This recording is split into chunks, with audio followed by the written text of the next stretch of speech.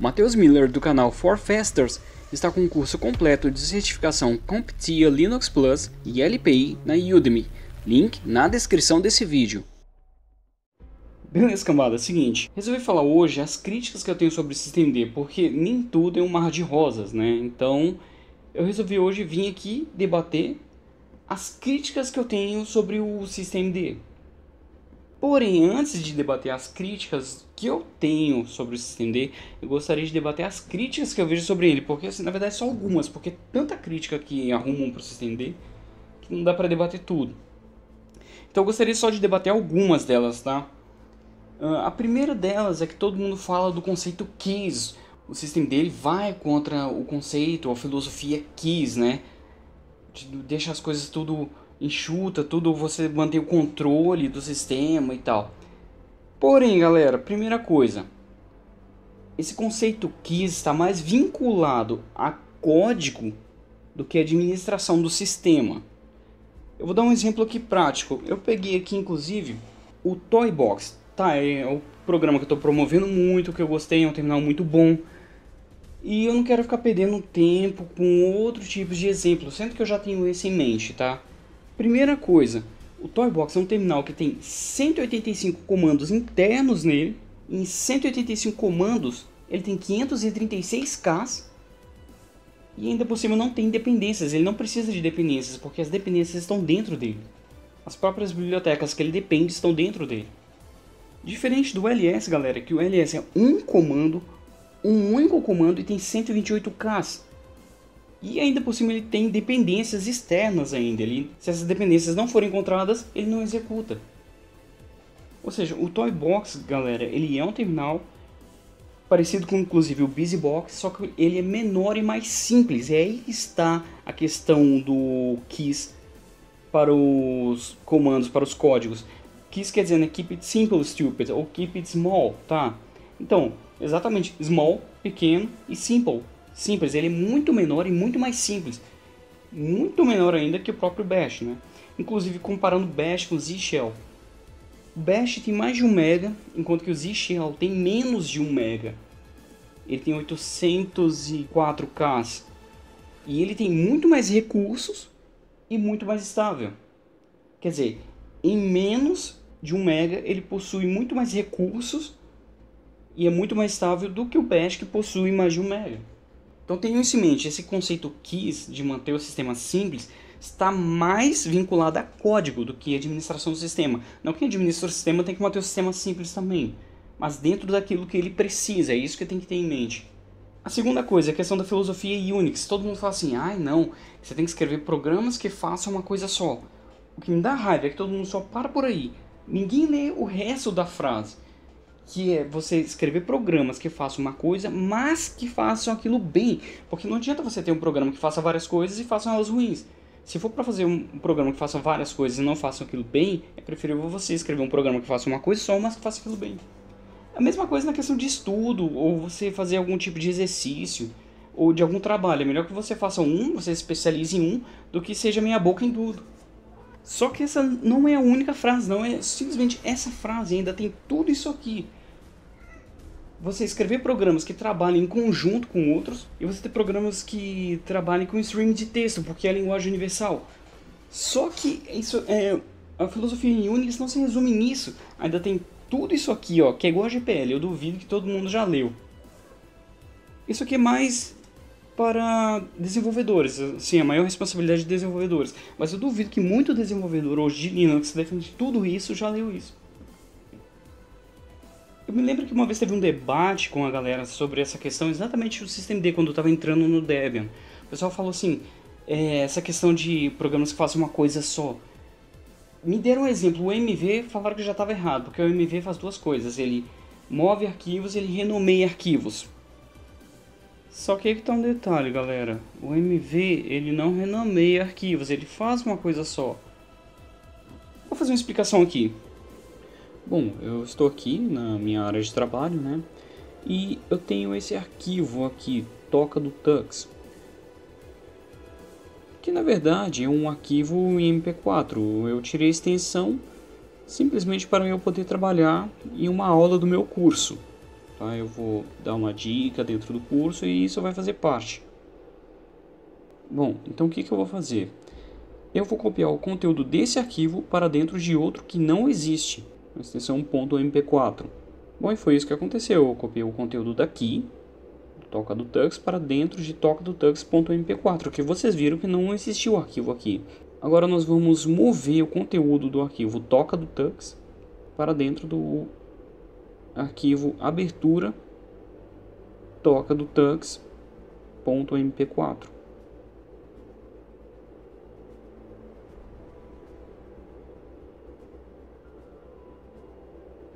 Bom, e é isso que mostra aqui no terminal, ó, ele movendo o conteúdo do arquivo toca do tux para dentro do arquivo abertura toca do tux. Então ele não renomeia o arquivo, ele só move o arquivo de um para dentro do outro. Bom, então deu para entender, ele não renomeia o arquivo, a gente usa ele para poder renomear, mas ele move o conteúdo de um arquivo para dentro de outro que não existia, é isso que ele faz. Logo a gente usa como renomear. Agora, se a questão é programa fazer uma coisa só, se é um sistema então que tem um programa para mover e outro programa para renomear, usa o Windows. O Windows tem um para mover e outro para renomear. Aí, ó, tudo certo. Nessa questão então, o próprio BTRFS está errado, porque o BTRFS, o comando BTRFS, ele desfragmenta arquivos, ele criptografa arquivos, ele compacta arquivos, ele cria snapshots, ele cria volume manager. Então assim, ele faz tudo isso.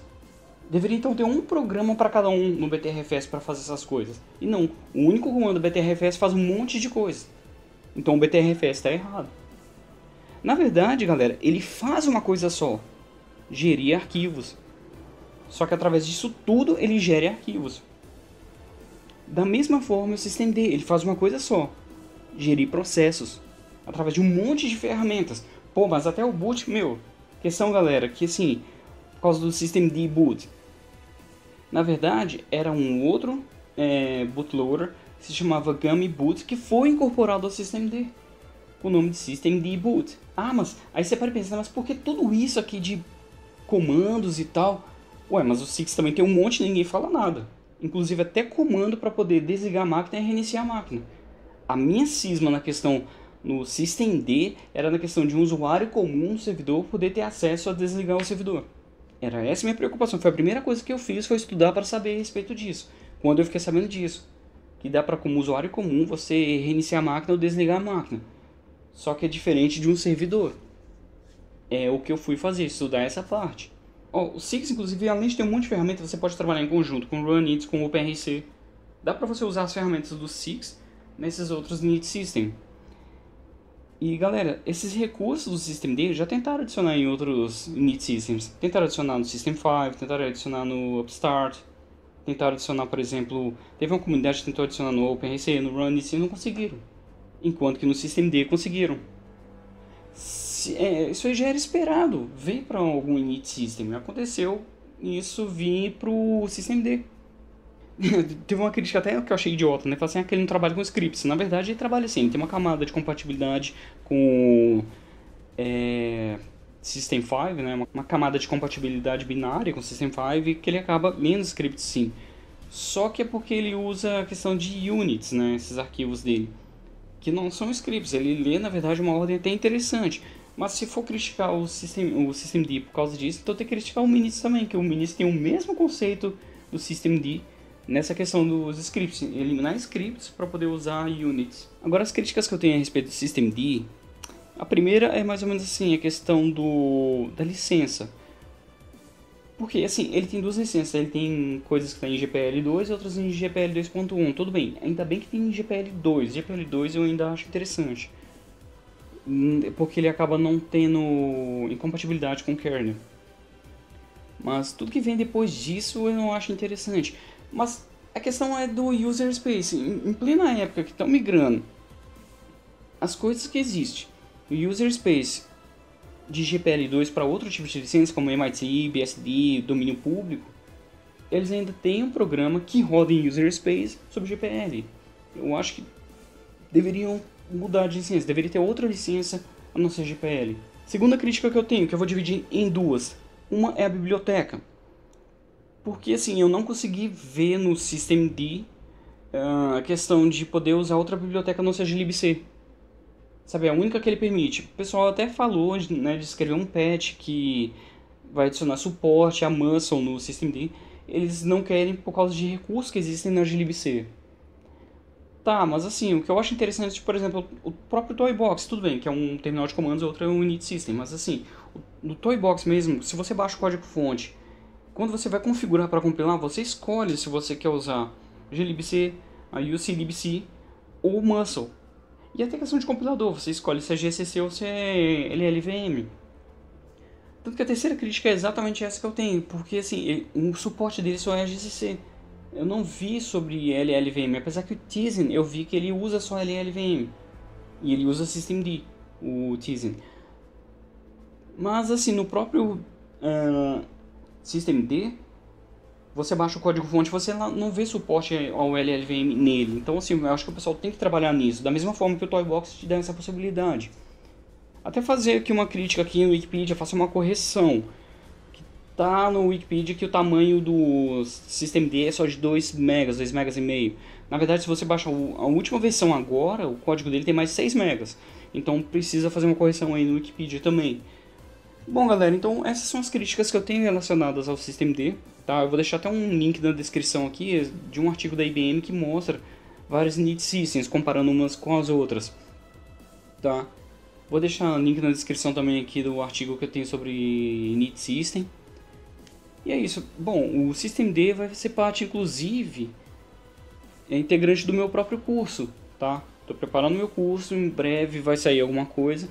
E eu vou abordar sobre systemd, não pretendo abordar sobre nenhum outro init system, por questão mercadológica. Beleza? Então é isso, um abraço e falou!